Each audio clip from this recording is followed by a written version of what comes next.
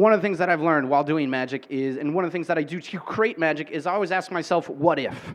You know, what if I could read your mind? What if I could make your card appear inside my pocket? What if I could make an elephant vanish or disappear? That's one of the games that I play. And I also play Yes and. It's an improv game that you always have to say yes to the proposition that your acting partner is giving to you, and you have to take it from there. That's always sort of the philosophy I've lived my life by. Because all the coolest things that I've ever done in my life, I never planned them. They just sort of happened to me. And I was willing to say yes and to find out where these things would take me. And another thing that I strongly, strongly believe in, that is if you want something, you need to ask for it. And I wanted to, thank you. And I want to tell you a story, and this just happened to me last month, and it's a story of how I asked for something, and then I got it, and I kept asking for things, and I kept getting them. So really what I want to tell you tonight is be careful what you ask for, because you just might get it. So for those who don't know, I do work as a magician, and not only do I like do corporate events over the holidays, but I tour Fringe festivals over the summer. And the London Fringe is actually where I got my start doing community theater festivals. Yes, thank you. And after this summer, I will have gone to over 27 different festivals in the last 8 years. And I'm at a, thank you. You should come to all my shows. I didn't even pay you. Amazing. But so one of these things is I go to all these cities, and you have to apply to the cities, and they say yes or no, you're able to come, and then they give you maybe 6, 7 shows, and people show up, hopefully, and that's the way it works. And I'm doing this storytelling event, and my friend of mine says, hey, did you hear that Iceland is starting the first ever Reykjavik Fringe Festival?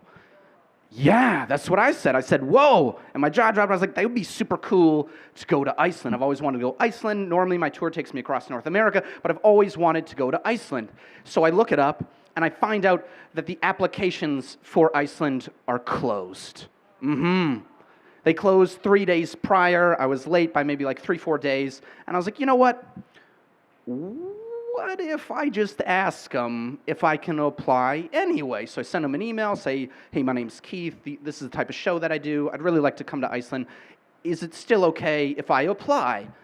And a couple of days later, I get an email that says, sure, just send us the money. And I'm like, ooh, like, are you just trying to, like, hoodwink me here? Like, take some of my money and say, better luck next year, kid. It was a nice try, but we'll see you next year.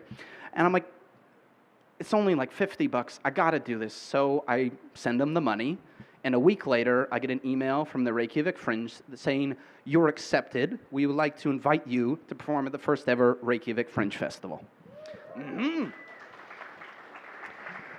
Now, I could have just closed my computer. I could not have sent that email, but I said, you know what? I will still be in the exact same place whether or not I ask. You may as well ask. So I sent this email, and sure enough, a week later, they accept me into this festival. Fast forward, I'm now in Iceland, and I'm going to be performing 11 shows as part of this festival.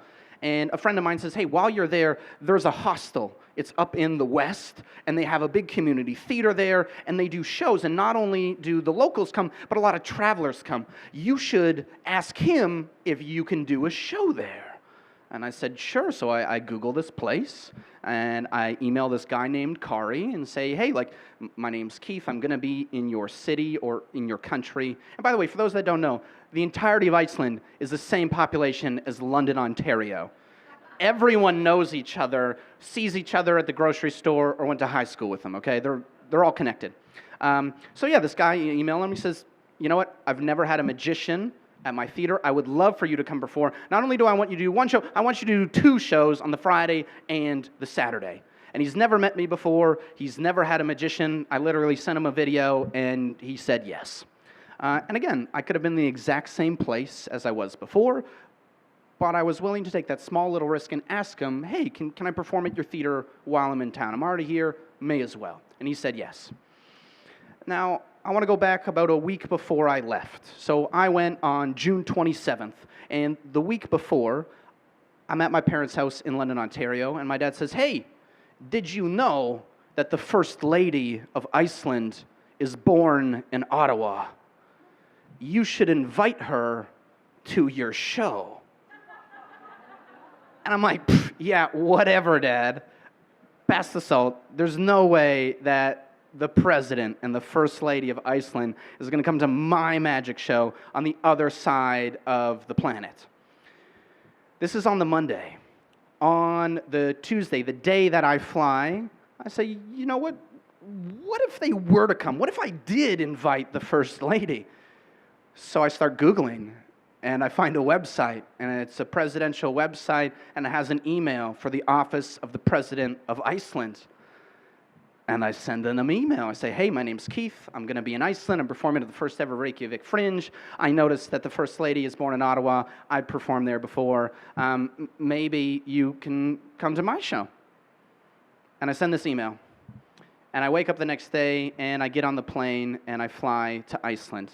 And while I'm flying, I receive an email within 24 hours from the personal assistant to the president saying, tell us more about the show. Is this all ages? Is it family friendly? And if so, like, how young can kids come?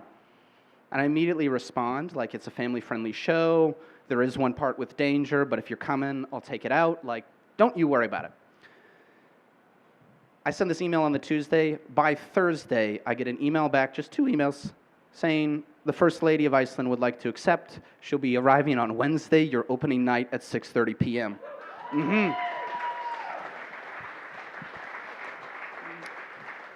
Now, throughout this email exchange, I'm posting all of this on my social media, and everyone is loving it. Everyone is going crazy for it. Like, I can't even imagine. One guy said, are you even allowed to publish this email with the location and time and whereabouts of the First Lady? To which an Icelander responded, it's Iceland. We don't even have an army, and police don't have guns. So finally, I get this acceptance email, and I'm now in Iceland. I've only been there for less than 24 hours, and I'm sitting across from my new Icelandic friend who is a magician, and I start freaking out. And he goes, what is it? And I said, I asked the First Lady to come to my magic show, and she said yes. And he goes, oh, yeah, I see her in the grocery store. I've seen her at the pool. To them, it's a big, small town. No one is too famous there. Everyone knows each other. So to any local person, they're like, yeah, you can just go to their house and say hi. But for me and everyone back home, this is a big deal. This is the first time I perform for, a First Lady.